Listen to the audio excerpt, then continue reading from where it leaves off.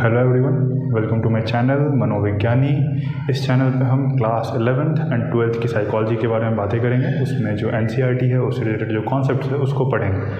And जो पहला video है, जो आज का वीडियो है हमारा, वो है एनसीईआरटी का पहला चैप्टर, क्लास 11th एनसीईआरटी का पहला चैप्टर व्हाट इज़ साइकोलॉजी, उसको समझने का एक फाउंडेशन बिल्ड करना। किसी भी सब्जेक्ट को समझने से पहले हमें पहले ये समझना होता है कि वो सब्जेक्ट को पढ़ना इम्पॉर्टेंट क्यों। ये समझने से सिर्फ हमें मोटिवेशन ही नहीं मिलता उसको पढ़ने का, साथ ही साथ हमें बेटर अंडरस्टैंडिंग मिलता है उस पर्टिकुलर सब्जेक्ट का। हमें उसके बारे में जानने की क्यूरियोसिटी आती है हमारे अंदर, तो हम बेटर प्रिपेयर हो पाते हैं उस सब्जेक्ट को समझने के लिए। अगर आपको मेरी नहीं माननी तो आप इनकी तो मानोगे। In order to remember something, you must assign meaning to it. Just say like, why is it relevant? And if you can say why something is relevant, you probably will remember. It's the stuff that we see and hear is like not worth remembering. So in order for your brain to remember something, you have to establish relevance. Now, without any further delay, let's get to our topic and understand why study psychology. What is the actual value of psychology? वो human life में actually क्या value add कर रहा है? So coming back to our question, why study psychology? Well, it turns out that psychology provides solution to a variety of problems. Now, what are these problems? So ये जो problems हैं, क्योंकि हम लोग psychology पढ़ रहे हैं, तो ये problems human behavior से related है। Human behavior से related कौन कौन सा problem है उसको एक एक करके देखते हैं। तो सबसे पहला यहाँ पे मैंने लिख रखा है कि individual level पे। So at the level of an individual, we can take the example of social media addiction. So we all know कि एडिक्शन एक मेंटल हेल्थ डिसऑर्डर है, जिसके कारण कि हमें किसी भी टास्क में फ़ोकस करने में और ज़्यादा देर तक उसमें कंसिस्टेंसी मेंटेन करने में दिक्कतें आती हैं एंड और भी फर्दर इश्यूज़ क्रिएट होते हैं, जिसके बारे में हम आगे पढ़ेंगे। बट करेंटली हम इसका एग्जांपल लेके ये समझ सकते हैं कि साइकोलॉजी इसको ट्रीट करने में किस तरीके से हेल्प कर सकता है। तो इस केस में साइकोलॉजी हमारे एडिक्शन के कॉजेज़ को समझने में और उसके इफ़ेक्ट्स को समझने में हेल्प कर सकता है, जिसके वजह से हम एडिक्शन को ट्रीट कर सकते हैं एंड पॉसिबली क्योर भी कर सकते हैं।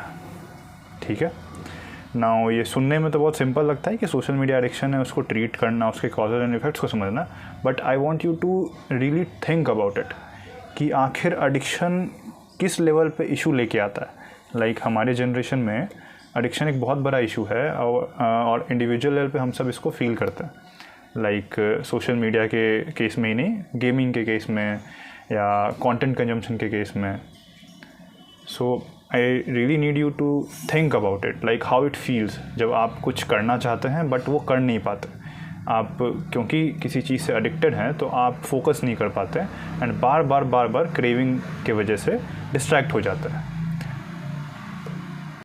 Now coming to problem number 2, that is at the level of family. So what can be the problem at the level of family? So let's take the example of divorce. So divorce के case में क्या हो रहा होता है कि जो पूरी फैमिली है वो बहुत ही ज़्यादा इमोशनल कॉम्प्लेक्सिटीज़ से गुजर रही होती है, साथ ही साथ जो फैमिली डायनामिक्स है वो चेंज हो रही होती है।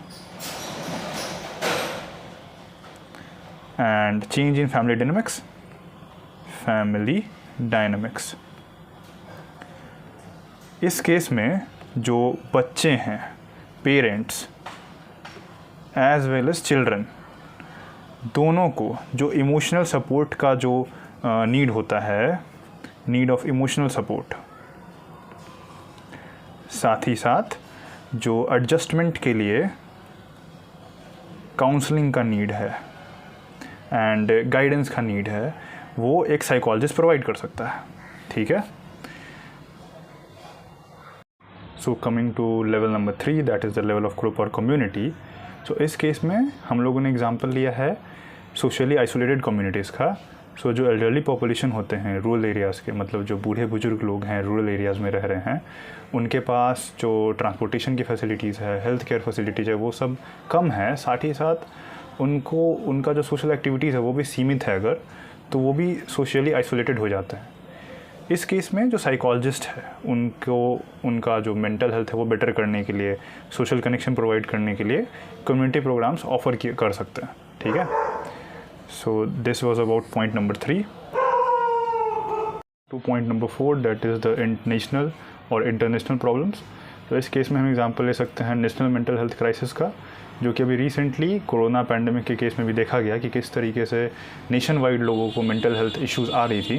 बट यहाँ पे हमने एग्जांपल लिया है ओपियोइड एपिडेमिक का, जो कि ओपियोइड एक ड्रग है जो कि काफ़ी ज़्यादा एडिक्टिव होता है। तो इस केस में जो साइकोलॉजिस्ट है इस तरह के एडिक्शन से बचने के लिए क्या प्रिवेंशन हो सकती है, प्रिवेंटिव मेजर्स, साथ साथ कुछ पॉलिसीज़ इन्फॉर्म कर सकती है गवर्नमेंट को कि क्या पॉलिसीज़ लाना चाहिए जिससे कि सॉल्यूशन निकाला जा सके और इन फ्यूचर इसको प्रिवेंट करा जा सके। सो हमने जैसा कि देखा साइकोलॉजी इंडिविजुअल लेवल पे वैल्यू ऐड करता है, फैमिली लेवल पे भी वैल्यू ऐड करता है, कम्युनिटी लेवल पे वैल्यू ऐड करता है एंड साथ ही साथ नेशनल और इंटरनेशनल लेवल पे वैल्यू ऐड करता है। सो किस तरीके से ये सभी प्रॉब्लम्स को साइकोलॉजी सॉल्व करता है, क्यों, कौन से इसके कॉन्सेप्ट्स होते हैं एंड किस किस वे में रिसर्च हम कर सकते हैं साइकोलॉजी के अंदर, वो सब हम आगे देखेंगे अपकमिंग चैप्टर्स के अंदर। बट मैं अभी एक बहुत ही ब्यूटीफुल लाइन एनसीईआरटी की वो यहाँ पे कोट करना चाहता हूँ। एनसीईआरटी चैप्टर 1 के इंट्रोडक्शन सेक्शन में वो लाइन है एंड मैं आप लोगों को बोलना चाह रहा हूँ कि प्लीज़ एक बार वो इंट्रोडक्शन सेक्शन जाके पढ़ें, वो बहुत ही अच्छी तरीके से लिखी हुई है। मतलब आपको अगर समझना है ना कि साइकोलॉजी पढ़ना क्यों जरूरी है, उसको पढ़ने के बाद बहुत ही अच्छे इंसाइट्स मिलेगी आपको। सो करेंटली मैं वो लाइन बताना चाहूँगा कि most of the human suffering is because of humans themselves. अब ये जो लाइन है ना, ये अपने आप में सार है पूरे साइकोलॉजी एज ए सब्जेक्ट के वैल्यू का, उसको अच्छी तरीके से ये एक्सप्लेन करता है। अब मेरा काम यहाँ पे ख़त्म हो गया, मैंने आपको बता दिया एक एक चीज़ कि साइकोलॉजी क्यों इंपॉर्टेंट है, उसका अलग अलग लेवल पे प्रॉब्लम सॉल्व करता है। बट आपको क्या करना है ना, आपको बस ये सुनना नहीं है, आपका काम यहाँ ख़त्म नहीं होता, आपको इसके बारे में सोचना है। यू नीड टू फील कि आखिर ये सब्जेक्ट किस तरीके से आपसे कनेक्टेड है, आपके लाइफ से कनेक्टेड है। आप विजुलाइज करिए अपने आप को उस पर्टिकुलर सिचुएशन में, आपका खुद का लाइफ है, आप डिस्ट्रैक्ट होते होगे, आप अपने बिहेवियर में चेंजेस लाना चाहते होगे, हैबिट्स में चेंज लाना चाहते होगे, बट आप नहीं ला पा रहे होगे। उसकी वजह से क्या प्रॉब्लम्स क्रिएट होती है, कितने तरह इश्यूज़ क्रिएट होता है, मेंटल लेवल पे कितना ज़्यादा सफरिंग होता है, उसके बारे में सोचिए। Thank you for watching my video and bye bye to all, take care.